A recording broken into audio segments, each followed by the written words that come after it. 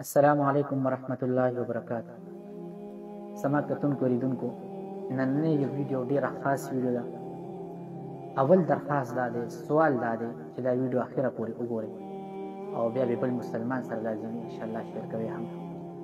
د نبي علیه الصلاة والسلام له طرفه یو طالبه ده د علم اومه اتمه شپه ده خوب ویني او نبي علیه السلام ورته بېګا هم په خوب کې ویلي چې زما دا پیغام دې امت ته ورسوه. نبی علیہ السلام دې طالب ته دوه خبرې کړي چې زما امت ته دغه پیغام ورسو. یو دا ده چې زما د امت منځونه خراب دي، منځونه یې صحیح نه دي. مونږ وګورو واقعا حقیقت حال داسې دی چې زمونږ منځونه توجه خشوع دا د هېڅ یو مسلمان نشته الا ماشاءالله ډېر کم مسلمانان دي، هم عوام دي او که خواص دي. مونږ نن مسلمان د مونږ نه ځان خلاص او نبی علیہ السلام د اتمه بېګا نهمه شپه وه چې دغه خوب دغه طالبه ویني او ورته نبي علیه السلام دا پیغام زما امت ته ورسوه.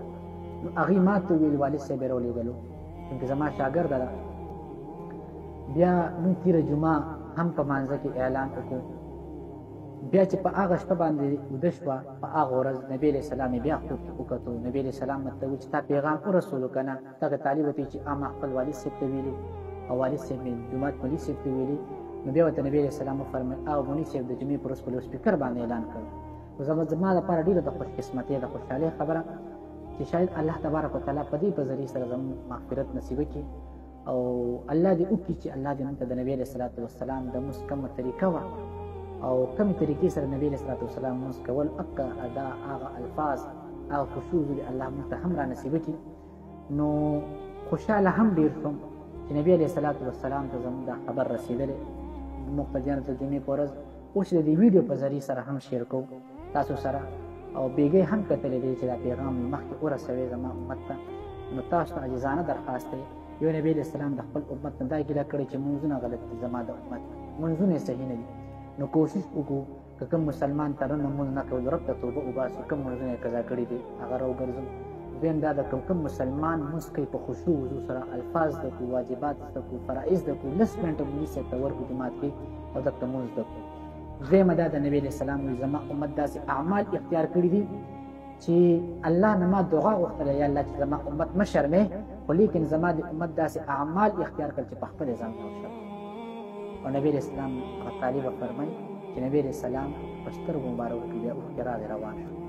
نو ډېره د افسوس خبره ده نن واقع حال زموږ شکل او صورت، زموږ لباس، زموږ د ودونو طریقې، زموږ د مړو طریقې ټول د هندوانو، د یهودو، د عیسایانو په طریقه باندې روان دي، د غیرو په لار باندې روان شوي. نن رب ته توبه وباسو. د نبي علیه السلام پیغام د اتمه نهمه شپه ده چې دغه طالب ته وایي او هغه بیا والد صاحب یې ما ته وایي. نو دغه پیغام دی چې دا دې امت ته مخکې ورسوي. تاسو ته عاجزانه درخواست د نبي علیه السلام له طرفه چې دغه ویډیو مخکې مسلمان سره هم شیر کړئ. دا کمې دوه خبرې دي، کوشش وکړو خپل عمل کې راولو، خپل ښځو بچو ته یې بیان کړو، دغه شانتې خپل وروڼو خویندو ته یې بیان کړو، بل مسلمان ته یې ورسوو. دا کوم پیغام د نبي علیه السلام دی دا مستقل اته نهه شپې راغی او بار بار نبي علیه السلام دا پیغام امت ته ورسوي. انشاءالله الله به اجر او بدله درکوي، ثواب به درکوي. د نبي علیه الصلاة والسلام دا پیغام مخکې رسول دي.